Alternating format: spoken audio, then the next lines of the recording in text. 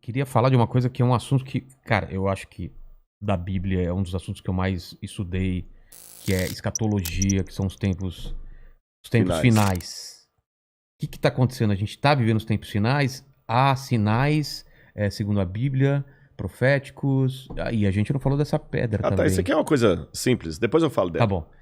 Bom, na verdade, Porque tem esse movimento, né? A claro, pandemia faz parte claro, disso, o anticristo já tá aí. Aliás, a gente tá perto da segunda volta de claro, eu Cristo, acredito que sim. sim? Mas vamos lembrar uma coisa.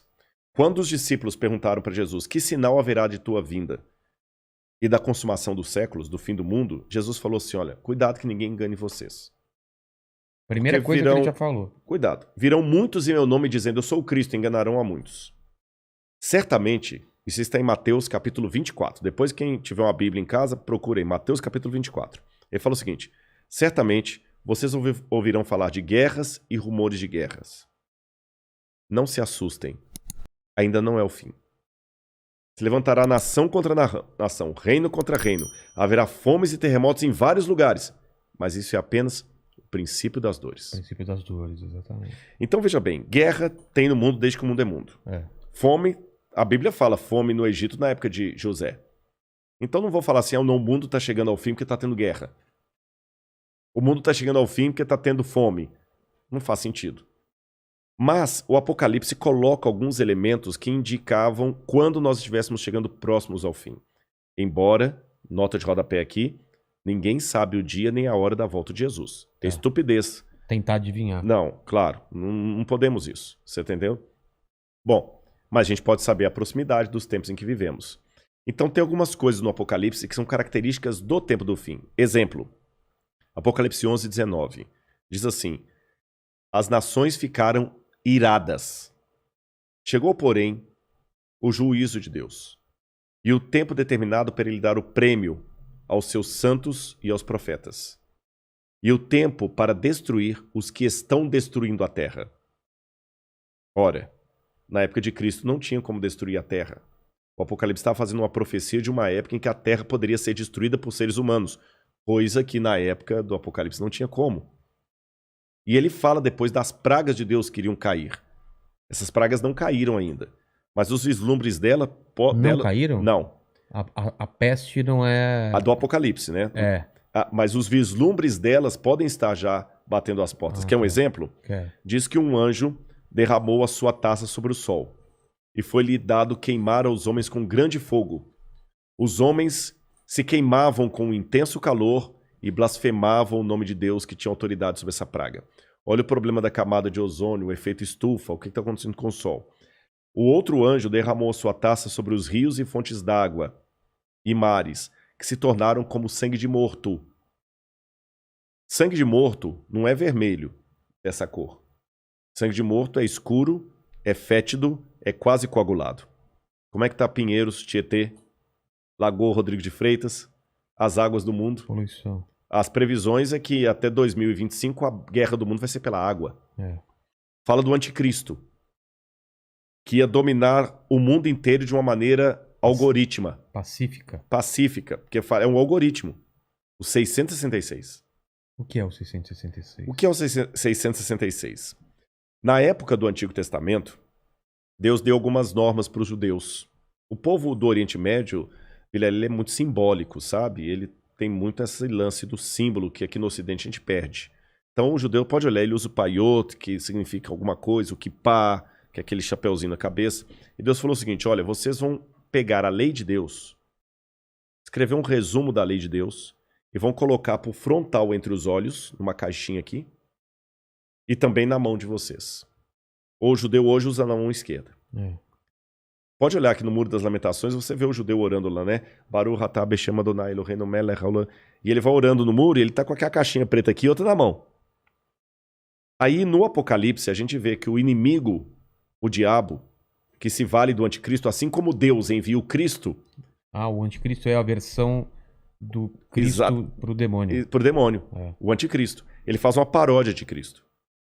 Aí, como Deus no Antigo Testamento pediu aos judeus para ter a lei de Deus na testa e na mão, o anticristo coloca também um sinal, uma marca, na testa e na mão.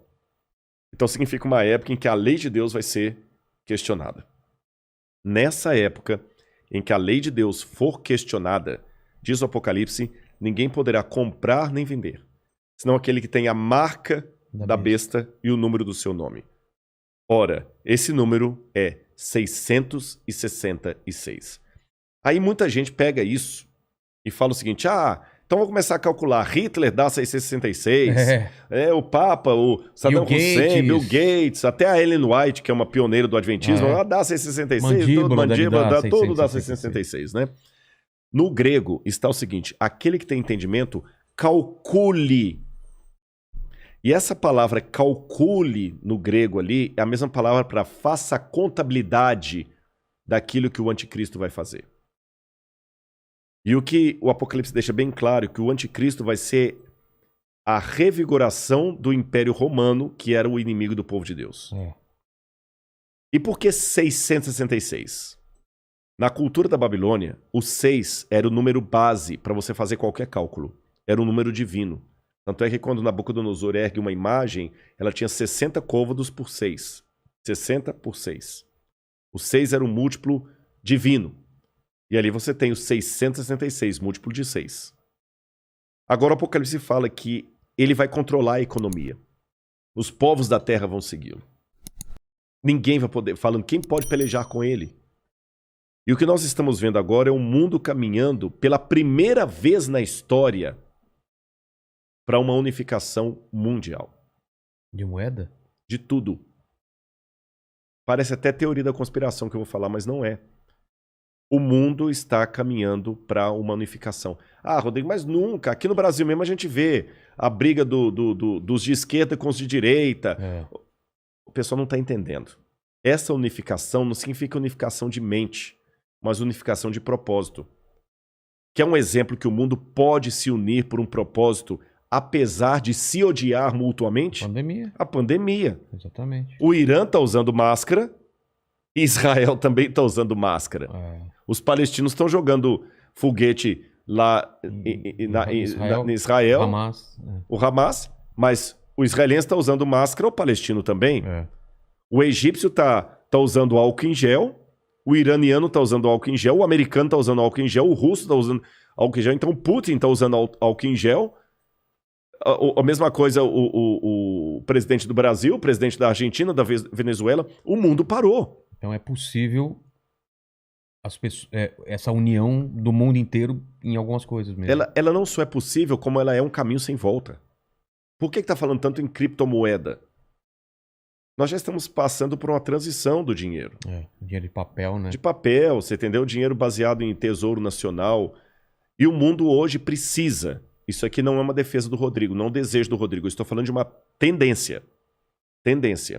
O mundo precisa se unificar porque existem, Vilela, alguns elementos hoje que estão à solta, como se fossem crianças bagunceiras numa casa cheia de faca, de garfo, de objetos cortantes e letais, sem um adulto para controlar essas crianças. Você jamais faria isso. Quais são as crianças que estão à solta no mundo e precisam de um adulto para controlá-las? Um preceptor, uma babá? Internet. Quem tem domínio da internet? Você na internet você pode encontrar o podcast do Inteligência Ilimitada, mas você também pode encontrar uma fórmula para fazer um coquetel molotov. O camarada pode assediar você para fazer parte do Estado Islâmico. Quem controla a internet? Nem os Estados Unidos. Não, está na mão de ninguém. Quem controla tráfico de drogas e de armas em nível mundial? Ninguém. Lavagem de dinheiro está aí. O terrorismo está aí e lavam dinheiro. Quem controla bolsa de valores? A economia do mundo não aguenta por mais 20 anos nas mãos da bolsa de valores, que é especulativa. Se cair a bolsa de Tóquio, você nunca foi ao Japão, mas você pode perder o seu emprego e essa casa aqui porque caiu a bolsa de Tóquio. O Bradesco pode falir porque teve um crash na bolsa de Nova York. E a gente viu, essa pandemia viu como nós estamos economicamente vulneráveis. Quem controla o terrorismo mundial? Então esses elementos... mais um. A ecologia. Não quero entrar no debate se a Amazônia é nossa ou não é nossa. O fato é que se a gente não cuidar da Amazônia, o mundo todo se ferra, caramba. Você tá entendendo? Então não tem mais esse negócio assim, é meu. Então hoje a gente precisa de um governo único que com leis mundiais controle a internet, bolsa de valores, que vai desaparecer, o reset tá aí, controle a economia, gastos, terrorismo e tudo mais. E os países, por mais que continue havendo direita e esquerda, situação e oposição, não interessa, Islã e cristianismo, vai precisar se unir, não porque eles se amam, porque não tem outro jeito. E essa união está muito parecida com o caminho de preparação para o anticristo. Agora, a minha questão aqui não é cair naquela esquizofrenia escatológica de achar agora que qualquer coisa eu tenho que evitar porque senão é a marca da besta. Eu já vi gente, isso aqui é sério, que não quer deixar colocar o revolvinho da temperatura na testa da mão, que aquele é a marca da besta. Calma. Estupidez, não tem nada a ver um negócio desse, gente, tá bom? Agora, quando esse governo único se interpuser entre a minha fidelidade a Deus e a minha fidelidade ao Estado, esse é o único momento em que eu estou livre perante Deus para ter uma desobediência civil, social. Porque a própria Bíblia me ensina a ser obediente às autoridades constituintes. Mesmo quando Nero estava no poder, Pedro escreveu: respeitem as autoridades constituídas. A César o que é de César. Dai César o que é de César. Pague os impostos. Seja um bom cidadão. Que a crise não venha por culpa de vocês. A Bíblia me ensina a ser um bom cidadão. Porém, a própria Bíblia fala: quando o governo der uma ordem... A Bíblia não diz isso explicitamente. Diz assim, em termos filosóficos. Sim. Quando o governo der uma lei que vá contra os mandamentos da lei de Deus, como os companheiros de Daniel na Babilônia, enfrente a morte se preciso for, mas não ceda. Talvez essa seja a diferença de um teólogo apaixonado por Deus e pela Bíblia e alguém que simplesmente é um acadêmico livre. Porque que especialista em literatura inglesa, em sã consciência, teria coragem de morrer por sua interpretação de Shakespeare? Mas a Bíblia é um livro que já levou muitos ao martírio para não abrir mão daquilo que a Bíblia ensina. Falou que a segunda vinda de Cristo está próxima. Mas, segundo os eventos, o anticristo chega antes. Chega antes. Ele antecede a volta de Jesus. E já está por aqui? Você acha? Eu acredito assim, lendo a Bíblia, o anticristo, ele é um poder, era o poder romano, porque João já falava lá, o anticristo já opera entre nós. E João fala, muitos anticristos já saíram pelo mundo. Ele só está aguardando aquilo que o detém. Então o anticristo naquele tempo era Roma. Os exegetas veem, a besta era Roma. Só que a Bíblia fala, através do apóstolo Paulo, que havia uma grande apostasia do povo de Deus. Que palavra é essa, apostasia? Eles abandonariam a fé, se uniriam a Roma, e Roma no futuro voltaria travestida de cristã, por isso que é o anticristo, nome que não aparece no Apocalipse, mas aparece nas epístolas de João. Tá. Anticristo, anti em grego, é aquele que toma o lugar de. Então o anticristo é aquele que toma o lugar de Cristo e vai dominar o mundo. Então a minha sugestão para todos é o seguinte, fiquem atentos às propostas governamentais. Qualquer coisa que não infrinja a minha fé naquilo que eu entendo pela Bíblia ser o correto, eu vou seguir. Eu vou me vacinar. Eu não vou ficar caindo em teoria da conspiração. Mas a vacina é uma maneira de aniquilar 1/3 da humanidade. Eu acho que vai ser muito mais fácil Eu vou me vacinar. Só não vou tomar a Coronavac, né? Que está questionada aí. Senão eu não posso entrar em Israel. Mas eu vou me vacinar. Israel não aceita. Não aceitou. Muitos países da Europa não aceitam a Coronavac. Né? Lamento o Butantan aí, mas a menos que mude o cenário, a Coronavac não está sendo aceita. A Pfizer... ou a Moderna, ou a outra, lá de Oxford. Essas são aceitas.